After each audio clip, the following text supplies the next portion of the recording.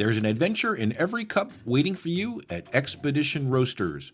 Expedition Roasters is the artisanal roaster of specialty Disney and pop culture themed coffees. So why not brew some magic at your home? Some of our coffees include Skipper's Brew, Ghoulish Delight, Enchanted Tiki Coconut, Redhead Rum, and many other unique roasts. Our coffees are certified gluten and allergen-free and feature unique custom artwork by guest artists. So start your adventure today by visiting us online at expeditionroasters.com. And Disney Nerds podcast listeners, be sure to take advantage of this exclusive offer and save 20% on your first purchase with code DISNERD20. Brew your happy place. That's expeditionroasters.com. Welcome to the splendor, the spectacle, the sparkling sensation, where the romance, the comedy, and the thrill of Disney fantasies come to electric life. And as our friend Jiminy said, welcome. Welcome to the Disney Nerds Podcast, a place each week where like-minded people get together to discuss all things Disney. We'll help you get your Disney fix on. Here we go. A Magic Kingdom proudly presents, in a million points of musical light, the magic worlds of Disney. Hello and welcome to show number 252 of the Disney Nerds Podcast. Hey guys, how's it going? And welcome back to the show. On this week's show, we're going to bring you another episode of Listening to Walt with the Disney Nerds. We've actually talked about this from the very beginning when we created this show. The Disney Nerds Podcast was going to be about all things Disney. Now, what we always want to remember was that everything was started by Walter Elias Disney. You know, you hear people talk about Walt Disney World and you hear kids talk about the parks and the movies and all the different things the Disney company produces. A lot of times, I think we forget there actually was a gentleman out there named Walt Disney.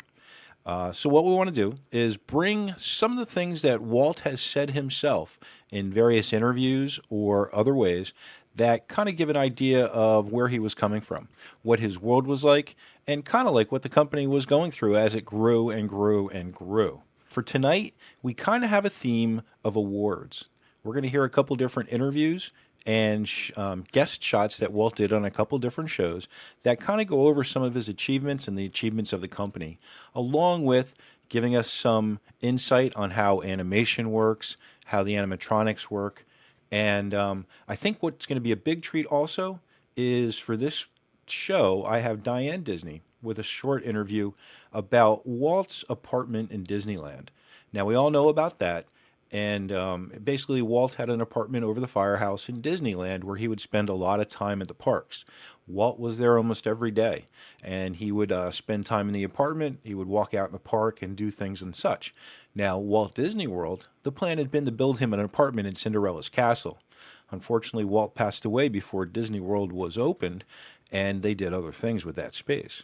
But listening to Diane talk about this kind of brings a really human factor to Walt was a grandfather, and he loved having his grandkids to the parks. And having this apartment made it so much easier to get a little privacy, get some time with the family, but then take them out into the parade or take them into the park. So we'll hear a little from Diane Disney. And then we're also going to finish up with some of the Oscar appearances Walt had made in the history of his Oscars achievement. Now, you'll hear once or twice how he holds the Guinness Book of World Records for the most Oscars. Well, here's a little taste of what the Oscar show's really like. You'll hear a couple times where the Oscars were awarded to Walt Disney, and you're going to hear one time where actually he was a presenter doing some awards, which I thought was really interesting too. I think you're really going to appreciate this version of Listening to Walt with the Disney Nerds. Let's start, and we're going to start with an interview that Walt did with this girl or reporter, Paula Stone. Again, I don't recognize the name, but she must have been big in her time. And this is kind of like one of those standard radio shows that was really cool. So, without further ado, here you go. Listening to Walt with the Disney Nerds. USA. Today, our broadcast called Movie Making takes us to the Walt Disney Studio to visit with the famous Walt Disney himself. Come on, let's hurry. There's Walt Disney himself standing in the doorway of his office. Hello, Hi. Paula. How are you? Oh, I'm fine. Oh, don't tell me I'm late. No. But I thought maybe I could take you along here and show you some of the work that we're doing on Cinderella and Alice in Wonderland. You know, we're rolling at top speed on these pictures right now. Oh, I'd love to. But first, before we start, won't you tell our listeners about some of these awards here in the cabinet? You know, I've never seen so many medals and golden Oscars. Which was the first, Mr. Disney? Well, this one right here, this is a special award presented in 1932 for the creation of Mickey Mouse. I see. Bless his little heart. And what are all of those medals in the cases? Well, there's several here from the Parents Magazine and a few from Look, and these others are from France, and here's some from Italy and South America and so forth. Uh-huh. And that one over there, that's... You mean the big Stein? Yes. Well, that was from Russia. Oh! A good many years ago, though. I understand they don't love you as much anymore. Mr. Disney, is there any award you've received among these many that is the most treasured? Well, it's really hard to say. You know, each award has been important to us, and we've been highly appreciative of all of them. But I think the winning of the Thalberg Award is the most coveted honor. Oh, yes. That's it right there. And let me see. The plaque reads, for the most consistent high quality of production achievement. Oh, my, that is wonderful. Certainly a great honor to bestow on any producer. But I'd like to say I know of no producer who's given more joy to the whole world than you have with your wonderful pictures. Well, thanks, Paula. It's nice to hear that. By the way, I might mention in connection with that Thalberg Award, you know, there's a little kiss from Norma Shearer that goes with it. At least it did when I got it. I don't know why. Oh, I think that has anything to do with my liking it the most. You got a double award, huh? But it is really a great award. And for our work, I think we have a harder time doing a cartoon feature than you would with real actors. I think it's a more difficult job. Uh-huh. And now the latest is Cinderella, is that right? No. Cinderella and Alice in Wonderland are the latest in production. Oh, I see. But we've just finished one called Ichabod and Mr. Toad. And I feel this picture has many qualities that will appeal to moviegoers of all ages. Would you like to see some of the drawings on Cinderella? And then we can talk about Ichabod on the way.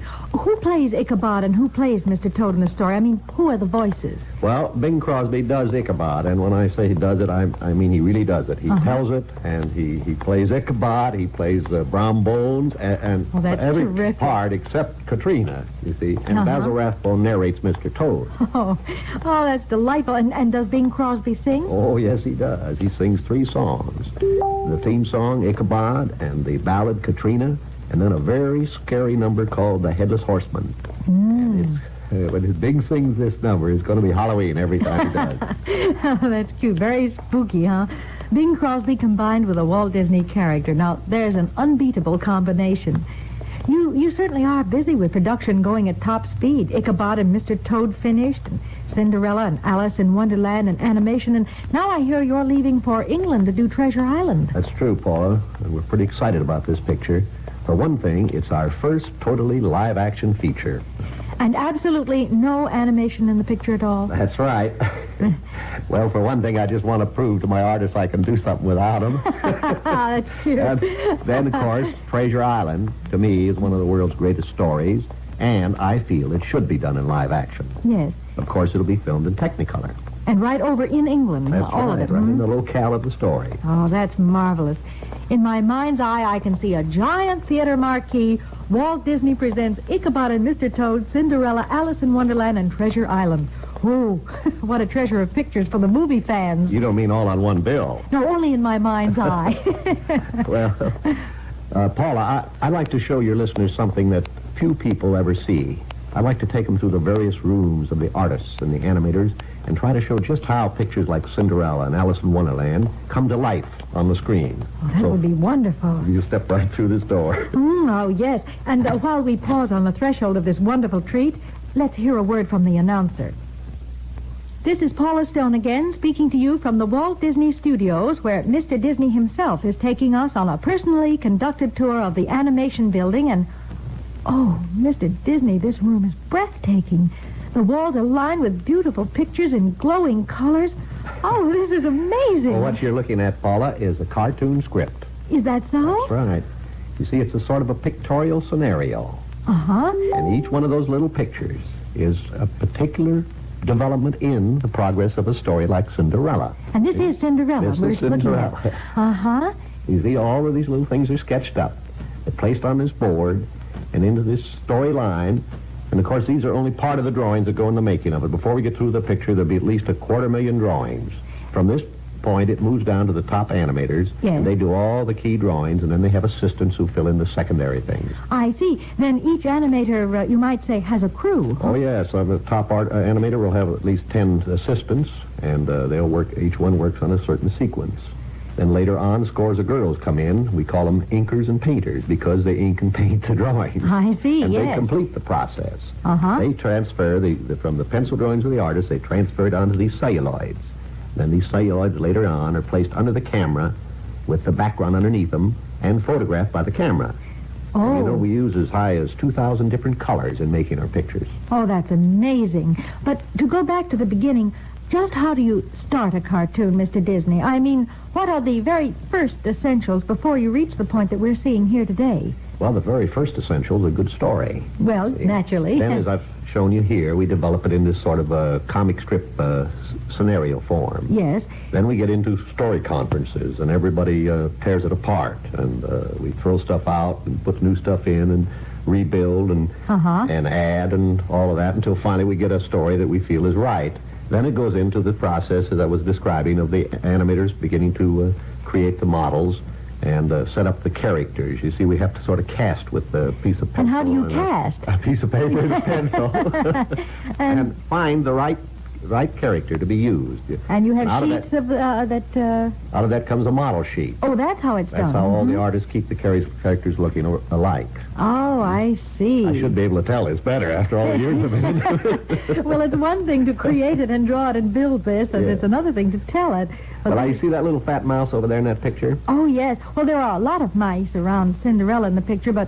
oh, I see what you mean. The little fat one there, yeah. Gus. We call him Gus. Gus, uh-huh. This is a very amusing sequence, I hope, in the film where the other mice are trying to tell Gus what a cat is. Oh, yes, uh-huh. You see, Gus has been a rather sheltered mouse all his life, and they're briefing him on just what he should do, heaven forbid, if a cat should come into his life.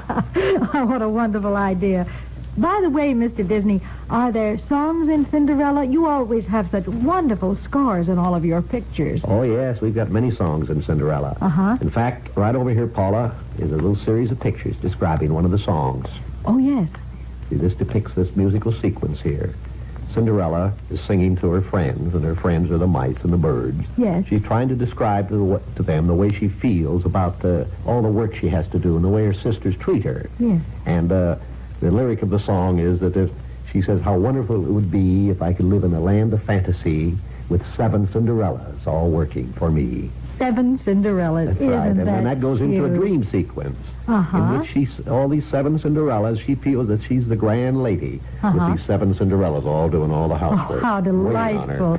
And those drawings there, they all have words under are those Well, that's the lyric of the song. Uh-huh. You see, under Oh, each yes. picture as it's supposed to be played on the screen in the sequence. Oh, yes. And that way, we can all follow the progress of the song, and the artists then know just what their drawings are doing and everything, you know. Oh, it sounds very complicated, but very wonderful. And now, what about the camera that photographs these pictures? Well, we had to develop a camera. We developed a special camera here called the multiplane camera. Uh-huh. That's because it uses many planes. And we have, I think, up as high as 7 levels. It gives a sort of a third dimension in the drawings. I see. Anyways, I mean, would you like to go through the camera building and see the camera? Well, I would love it, and it breaks my heart to say I haven't time, but that's the size of it. You see, we have just so many minutes of broadcast time, and now I'm afraid my time is almost up. Well, it's really a shame, but I'll give you a rain check. I'll just keep that rain check as a souvenir. And now I'm afraid I must head for my car. Thank you again so much for a thrilling visit. And now, folks, this is Paula Stone saying so long, friends. So to give you an idea, that interview took place in 1949, to place kind of where that is on the time scale. Okay, now the next clip I have is from the Jack Benny Show, which was a very famous show back in the day, I understand. Now, the way it appears the show was set up was that Jack Benny would do a show in front of an audience, but then he would also film clips of guest stars as almost like a sitcom, where he would be at different places. So what you're going to hear is Jack Benny introducing a bit, but then it flips over to Walt's office at the studios. So here you go. Jack Benny, take it away. Walt Disney. Well,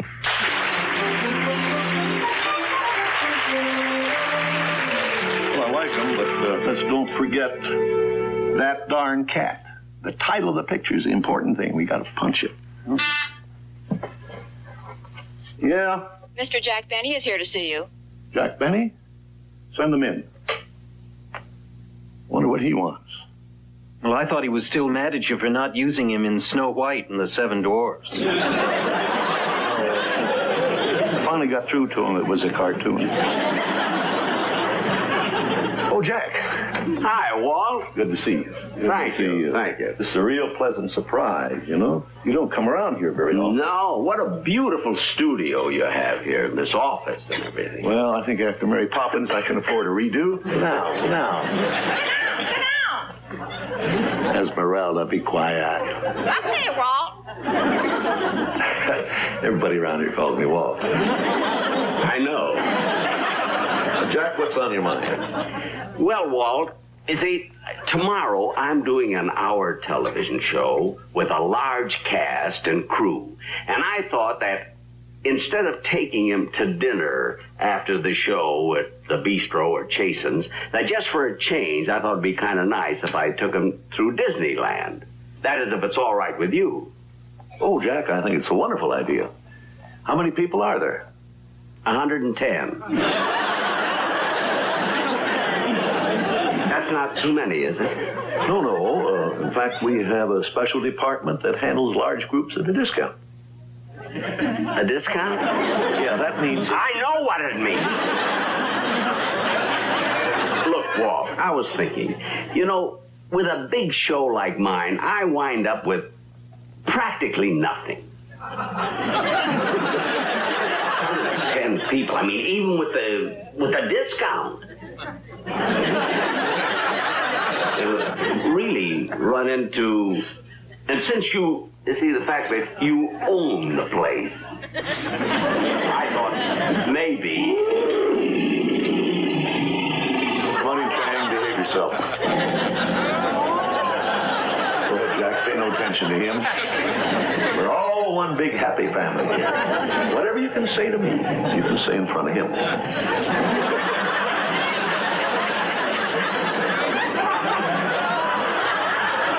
Walt, as I was saying... Family. One big family. Shut up. Now, Walt, as I was saying... Nice pussycat.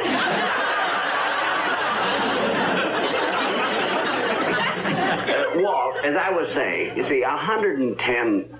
Oh, incidentally, did you ever get those 4 complimentary tickets I sent you to one of my television shows?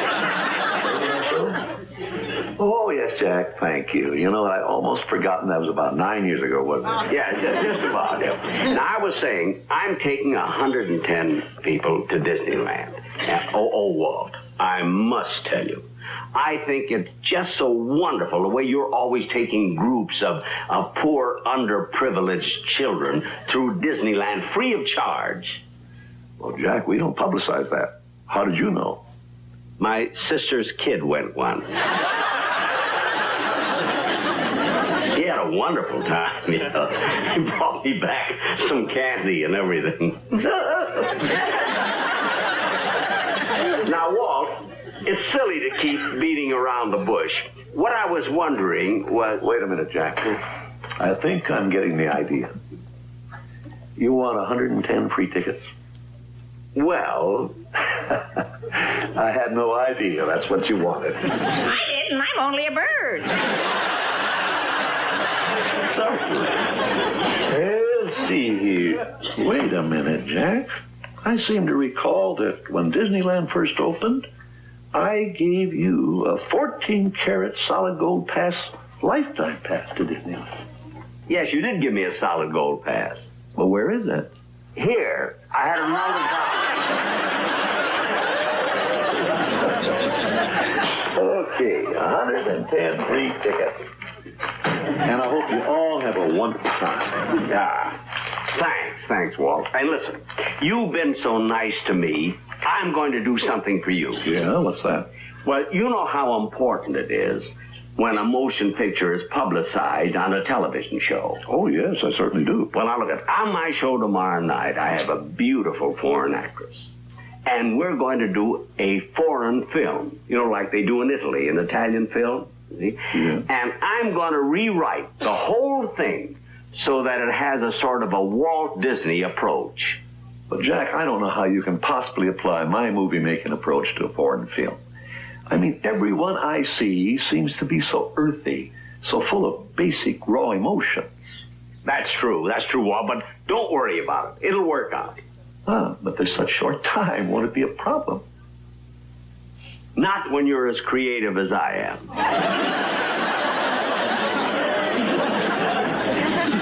He's living in the wonderful world of Benny. Don't worry about a thing, it'll be great. And thanks so much for the tickets. Always glad to help a friend in need, Jack. Goodbye.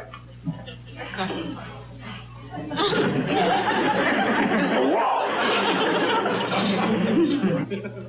I was just thinking, now, see, my wife, Mary, she's not on my show, but she's never been to Disneyland. And I was just thinking...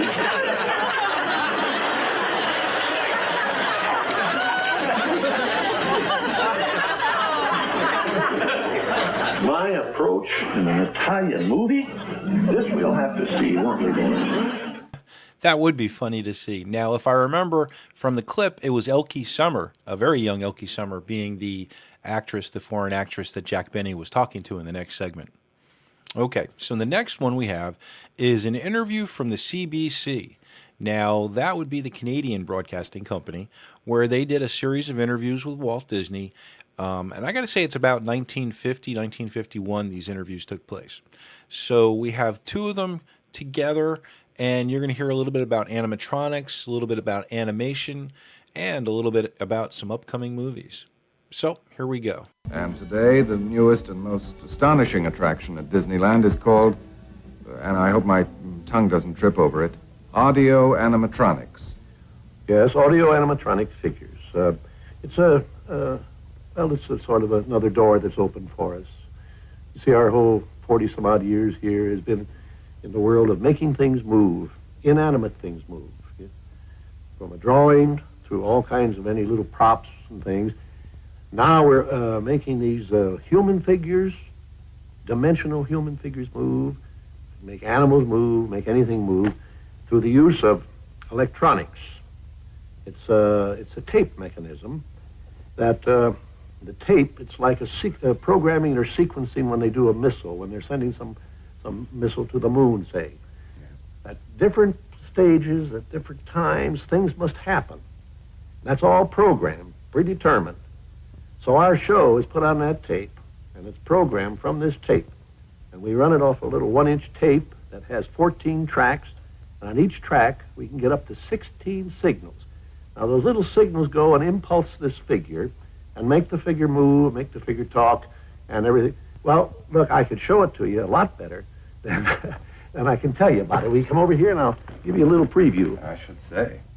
This is a little audio animatronic setup for the parter kit, so to speak. Now, these are not working from tape. These are manually controlled. This little gizmo here, kind of like a joystick on the old type airplanes, is what gives us a chance to program the birds. And as we work this and get all the little movements that we want in the bird out, we record it on the tape. And then from then on, the tape will do everything that we've done here. Sit down. We'll have a little go at this thing.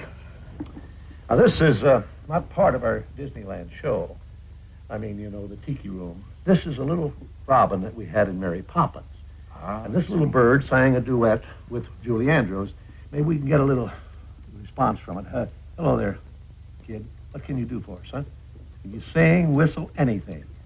Huh?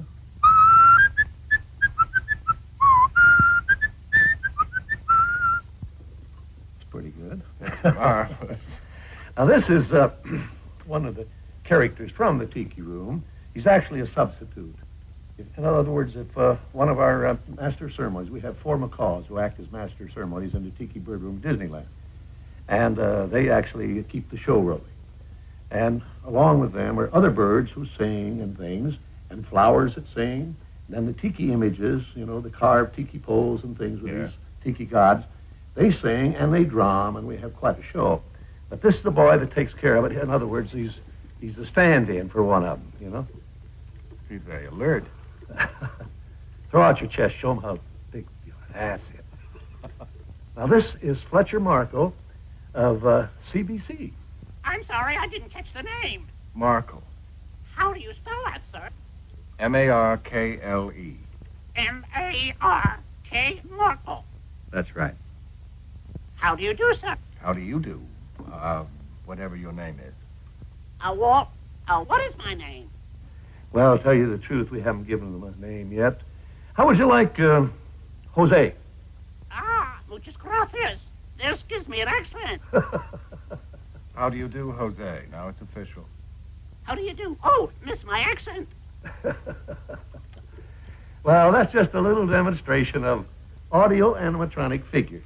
Now, let me make sure I understand what happens in controlling these birds by these extraordinary instruments. Mm-hmm. You can at the same time record their movements on a tape.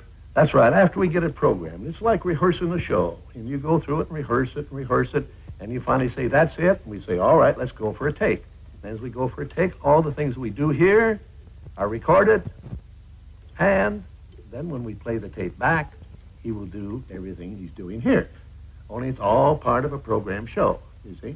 And I understand then that the next step beyond the birds has been to do the same kind of programming with human beings. Yes, with human beings, yeah. I'm not going to replace the human being. Believe me, no, it's just for show purposes because you take Disneyland down there, we operate 15 hours a day, and these shows have got to go on the hour. Now, the Tiki Bird Show goes on 3 times an hour, and I don't have to stop for coffee breaks and all that kind of stuff, you see? So that's the whole idea of it. It's just another dimension in the animation that we've been doing all our life. You see? It's now we're going into dimensional things and everything. It's a new door, it's a new toy for us, and we're having a lot of fun, and we hope we can really do some exciting things in the future. May I try one here? Yes, you go right ahead.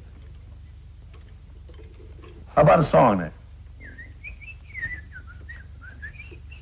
What about you, Jose? You got anything to say? Hasta la vista. That's right, hasta la vista. Well, let's go over and finish our keys. Right. How long was Snow White in production, Walt? I actually started to plan the picture about 1935, and I fooled around with it, trying to get a hold of a story and things for a couple of years, and finally it began to gel. Then I went to work on it, and I finished it the fall of 1938. I didn't know what I had or what would happen or anything. We had the family fortune. We had everything wrapped up in Snow White. In fact, the banker, I think, was losing more sleep than I was. And fortunately, we put it in, premiered it, and everything else. Why, everything was fine. The banker was happy. And the following spring along came that Academy Award. Oh, yeah, but it wasn't but about 2 years later that I was almost broke. Well, 2 years later was following Pinocchio and coming into the Fantasia period. Yeah, that about did it, you know. But that was a new artistic success, financial failure, you know. Certainly an artistic success. It was a magnificent. Well, there's some people would question that too. Mickey was certainly a mouse of all trades, and particularly impressive as a conductor. Well, that's what started. I was doing this Sorcerer's Apprentice with Mickey Mouse, and I happened to have dinner one night with Stokowski. And Stokowski said, "Oh, I would love to conduct that for you," you know. Well, that led to not only doing this one little short subject, but it got us involved where I did all of Fantasia, and before I knew it, I ended up spending $400,000 getting music with Stokowski. Well, perfectionism always costs money, I guess. That's something you've always been after. Well, I was always known as the perfectionist until I met Stokowski. And you had a new member of the club, indeed. Tell us, Walt, what are the principal technical advances in the animated cartoon since the time of Fantasia? Better drawing. the first thing I did when I got a little money to experiment, I put all my artists back in school. The art schools that existed then didn't quite have enough for what we needed, so we set up our own art school. Well, you were inventing a new art anyway. Well, yes, but we were just going a little bit beyond what they were getting in the art school, where they work with the static figure.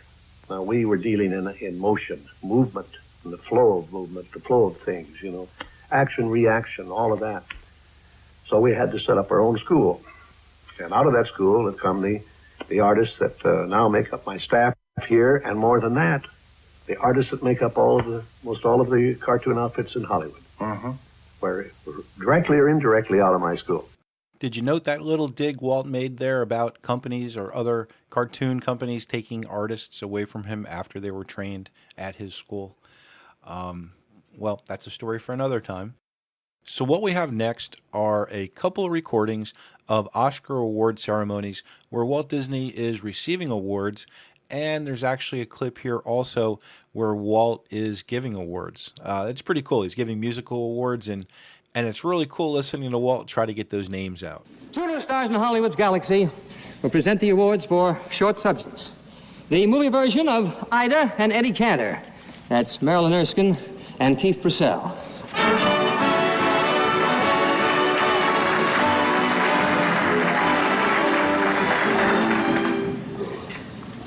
The nominations for the best achievement in cartoon short subjects are Christopher Crumpet, United Productions of America, Columbia. Stephen Basusto, producer. From A to ZZZZ, Warner Brothers Cartoons, Edward Seltzer, producer. Rugged Bear, Walt Disney, RKO Radio, Walt Disney, producer. The Telltale Heart, United Productions of America, Columbia, Stephen Basusto, producer. Toot, Whistle, Plunk, and Boom, Walt Disney, Buena Vista Film Distributors, Walt Disney, producer. And the winner, please. The winner is Toot, Whistle, Plunk, and Boom, Walt Disney Productions.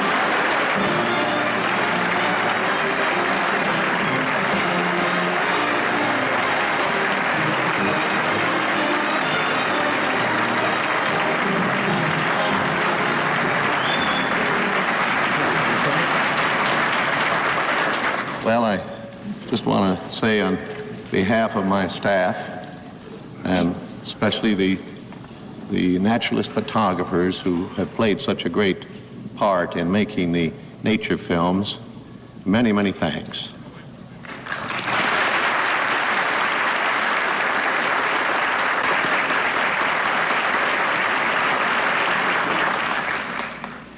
Those nominated for achievement in two real short subjects are Bear Country, Walt Disney RKO Radio, Walt Disney, producer. Ben and Me, Walt Disney, Buena Vista Film Distributors, Walt Disney, producer. Return to Gleniskull, Dublin Gate Theatre production, Arthur Mayer, Edward Kingsley. Vesuvius Express, 20th Century Fox, Otto Lang, producer. Winter Paradise, Warner Brothers, Cedric Francis, producer. And the winner is? Bear Country, Walt Disney Productions, Walt Disney producers.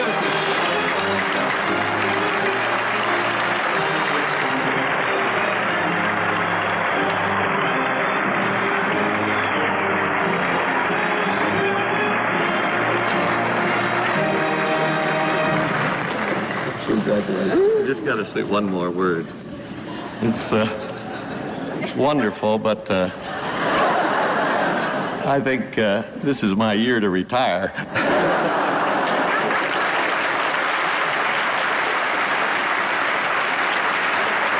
Well, wonderful. That's a pretty great man. The next category is special effects. My award for the finest achievement in special effects would go to Gina Lollobrigida. However, the official Academy Award will be presented by that fine actor, Lee J. Cobb.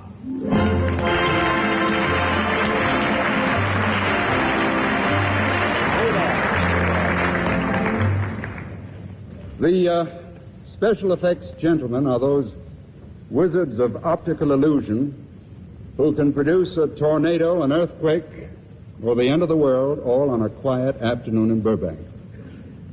Mr. Miller?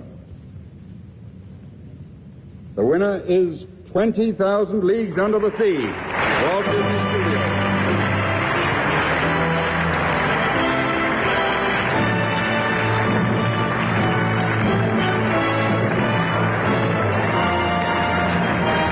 Ladies and gentlemen, Walt Disney receives the award for Walt Disney Studios. This is a group effort.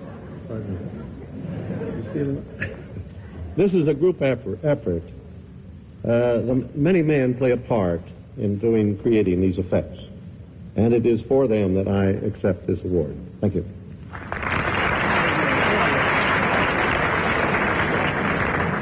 I wondered why I drove up in that truck.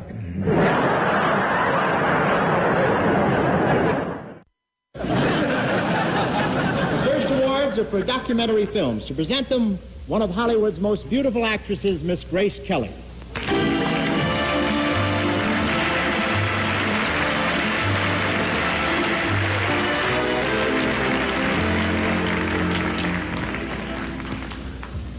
The documentary features. The winner is The Vanishing Prairie, Walt Disney.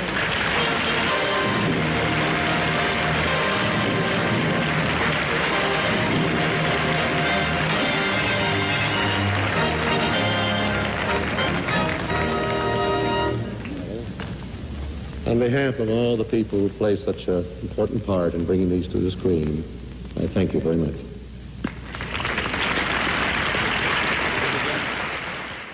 You know, when we called Walt Disney and asked him to present the Music Awards tonight, he said, we said, Walt, with all the songs you've commissioned for your pictures, and what with Fantasia and all, you'd be the right man to do it.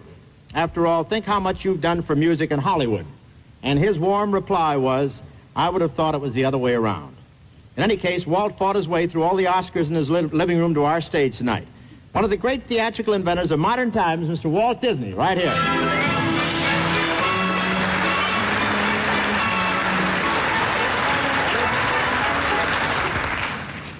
Those nominated for the best music score of a dramatic or comedy picture are High Noon, Kramer, United Artists, Dmitri Tiomkin, Ivanhoe MGM, Nicholas Roska, Miracle Fatima Warner's Max Steiner, The Thief, Popkin, United Artists, Herschel Burt Gilbert, Viva Zapata, 20th Century Fox, Alex North. And the winner is Dmitri Tiomkin for High Noon. Thank you very much. Thank you. Those nominated for the best scoring of a musical picture are Hans Christian Andersen, Goldwyn RKO, Walter Scharf, the jazz singer Warners, Ray Heindorf and Max Steiner, The Medium, Transfilm, Lopert, Italian, Gino Carlo Manati, Singin' in the Rain, MGM, Lenny Hayden, with A Song in My Heart, 20th Century Fox, Alfred Newman. The winner is Alfred Newman for With a Song in My Heart. Thank you very much.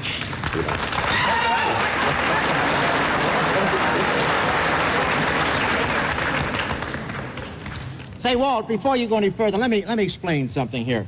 You know, you've seen these, I know I'd like to clear up just one little point. Perhaps you've wondered, ladies and gentlemen, why, if the results are so secret, the orchestra always manages to play the appropriate piece of music the very second the winner is announced. Well, it's very simple. For each award, our musicians have 5 different sheets of music fanned out in front of them. The moment the winner's name is mentioned, they pull out the right sheet.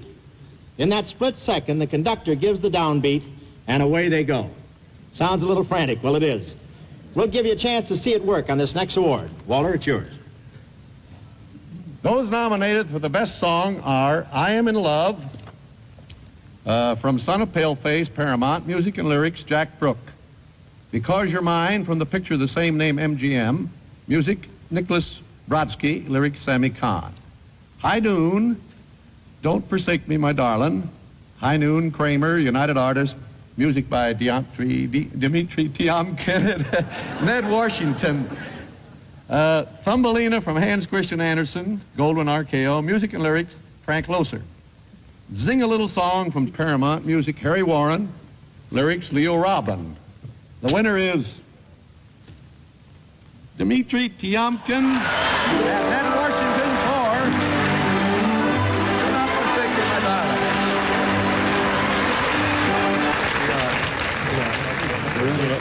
Thank you, every one of you, very much. I feel like a mother of the wonderful twins. How about that? So I'm not sure if you caught this, but in the first Oscar clip, it was Walt winning the Oscar as producer for Toot, Whistle, Plunk, and Boom. Now that was that short that was really cool, talking about how music was invented by the cavemen, and you had some great sound effects, and I actually remember seeing this in school, in music class. Well, he won the award for it. He walked up and then he thanked the naturalist photographers who bring all that good stuff to us. So the next award he got, which was right after that, was for the Bears movie, which was literally the naturalist type of movie. So I'm not sure if he just knew he was going to get those awards ahead of time and mixed up speeches or what happened, but it's kind of cool hearing that. The next clip was the one I promised. This was the cool one that we had with Diane Disney, Walt's daughter, talking about the suite that they had at Disneyland over the firehouse. Diane describes it incredibly well, and you know what? There's a lot of things that she mentions in this interview I did not know before. I consider this clip probably one of the prizes of tonight's collection, in that we really do hear about Walt Disney, not about the company, not about how well Mickey Mouse was doing, but really just about Walt the family man. And I tell you what, we really do not hear enough about that. So here we go, Diane Disney talking about her dad. Not everybody may know that my father had a little apartment. My parents spent much time at it. It was right over the firehouse on Main Street in Disneyland. Disneyland was being built while Dad was in the middle of a production on Lady and the Tramp.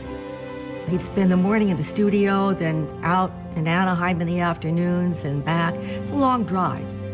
I think he always envisioned he'd have to be there, and he'd want to be there. Mother and Dad loved the Victorian period. It was the period that they grew up in, but our home was not of that style. This was their little Victorian masterpiece. Emile Curry, very talented set decorator, decorated the apartment with things that they had and things that he also found. He won an Academy Award for the sets of 20,000 Leagues Under the Sea, Mary Poppins, Pollyanna, all the films, that part of my father's life and beyond. When Dad would travel, they'd go into little antique shops, and that's where he acquired some of his miniature collection and bric-a-brac, little china teacups and things. Mother collected cranberry glass, and the cranberry is the color that dominates this apartment. It was this little microcosm of the Victorian world in cranberry red. It was gorgeous.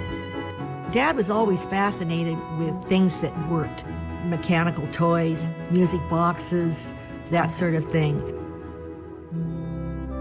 Near the front door, as you walked in, you'd see this beautiful Edison phonograph with a beautiful green Morning Glory shaped horn. Actually, it had Morning Glories painted around it. And it had a little wax cylinders. So we had music up there, nostalgic music. On the other side of the apartment is this beautiful music box made by the Regina Music Box Company in the late 19th century. It had this large metal disc with little notches in it that played all kinds of tunes. It was really quite wonderful to watch, sort of a calliope-like tone. Those were his personal purchases. What surprised me when we went back into the apartment sometime after Dad's death was that everything in that little tiny kitchenette area was there. In the cupboards were little baby bottles from the time my children were infants. Dad loved grilled cheese sandwiches, and so there was a sandwich grill there. And also, he was very content with a meal of just a can of chili, Gebhardt's and Hormel, which he would mix, not very fancy. Emil Curry designed a little terrace out on the roof, wicker furniture, beautiful colors, and they would arrange little buffet lunches for family there, and then we'd sit out on the ledge above the firehouse and watch the parade. A few days before Disneyland opened, my parents celebrated their 30th wedding anniversary in the park. Everybody went into the Golden Horseshoe Saloon, and just as we were sitting down to dinner, Mother came to me and said, "Where's Walt? I can't find him." I look up and I spy Dad. He's up in a balcony just over the stage, and the Golden Horseshoe Review has started. And at the end, the Pecos Bill thing, yippee-yi-yay, yippee-yi-oh, Dad is up in the balcony and he starts going bang, bang. And he started to climb over the side of the balcony, get down on and then when he got to the stage, he just stood there and beamed. And someone yelled, "Get Lily up there." So Mother goes up on the stage. Then everybody came up on stage and started dancing, and Dad was just wandering around, so happy. It was very sweet. Because the apartment was above the firehouse, it had a pole to slide down from the sleeping quarters to the engines. The pole went right up through the apartment floor to the ceiling, and Dad's looking out the window and he saw Bess Parker and Buddy Ebsen starting up Main Street, and he called out to them and told them how to get up to the apartment, and Dad showed them the fire pole and suggested that they slide down it. And like good sports, they both did. When Mother and Dad would spend their weekends there, Dad had this little routine. He'd get dressed and walk the park before anybody else was there. They were still sweeping the streets and watering it down, and he'd have breakfast at Aunt Jemima's Pancake House. It was his neighborhood. My dad would call me from his office sometimes and ask if they could take the kids down to Disneyland for the weekend. My children often spent the weekend down there. They really loved it. And he loved being a grandfather. The couches are beds, and underneath them were pull-out trundle beds. And they all slept there, little girls all over the floor, and Mother and Dad. Ron and I spent a couple of nights out there with our children, and just out on the other side of it was the jungle ride. And they didn't turn off the soundtrack for the jungle ride. So all night you would hear the gunshot, that was all part of the soundtrack. The kids kind of enjoyed it, but we didn't. From the time Disneyland existed, the annual opening of the Christmas parade was really the highlight of our Christmases. Dad would always lead the parade in some vehicle, and when my children were old enough to go with him, he was so thrilled. But they weren't. They were terrified. My daughter Joanna, when he first rode with her, as he came by where we were in the stands, he looked at us and he went like that. She was hiding on the floor of the little vehicle. When we conceived of our museum, I very much wanted to represent the apartment there because it was such a part of their lives. It's the purpose of the museum, for people to know who he was and what he liked to do. And this was something that was very dear to both of my parents. The window you see behind me here is an exact replica of the window he would stand and look out at up Main Square. And he could watch the Disneyland parade at the end of the day. And he always got very emotional when he saw them lower the flag in his Disneyland.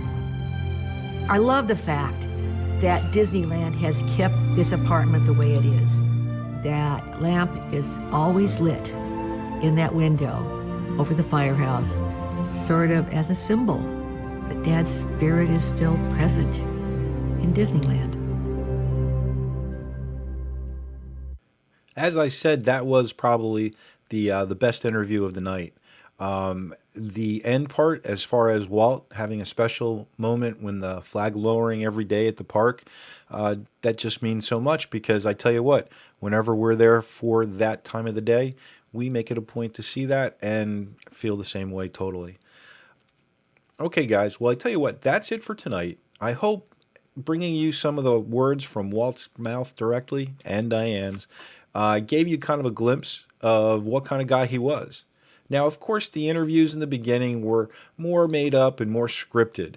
However, just at the Oscars a little bit, and you hear him kind of like, off the cuff things, you kind of get a little bit of a feeling of what the man might have been like. And again, Diane Disney's interview was, like I said, pretty incredible because it is basically true. It sounded really great. If you want to get in touch with the show, please send us an email. Don't forget, we're still collecting your memories of our 5 years being on the air as a podcast, the Disney Nerds Podcast. We will have our 5th year anniversary show coming up in September. And we're asking all our listeners that if you've listened to us for a little while or from the very beginning, if you can email us. Send us an email and let us know either in written form, audio form, or even video form what you thought about the show, how you found us, what you liked the best, anything you want to say, basically. We want to include that as a segment on that anniversary show. We're going to have Jimmy jump in and tell you how to get in touch with us. Jimmy? You can email us at questions@thedisneynerdspodcast.com and email us individually at ed@thedisneynerdspodcast.com, jimmy@thedisneynerdspodcast.com, etc. You can send us a message on Facebook to the page, The Disney Nerds Podcast. Join our group, Disney Nerds, Instagram @The Disney Nerds Podcast, and Twitter @The Disney Nerds. Make sure to check out the website, www.thedisneynerdspodcast.com, and watch the live stream every Tuesday night at 9 o'clock Walt Disney World time. Okay, guys. So that's it for show number 252. From the entire cast of the Disney Nerds Podcast, this is Ed. Thanks for listening. We'll talk to you next week. Bye-bye. There's a simple rule that's compulsory. Mortals pay a token fee. Rest in peace, the haunting's free. So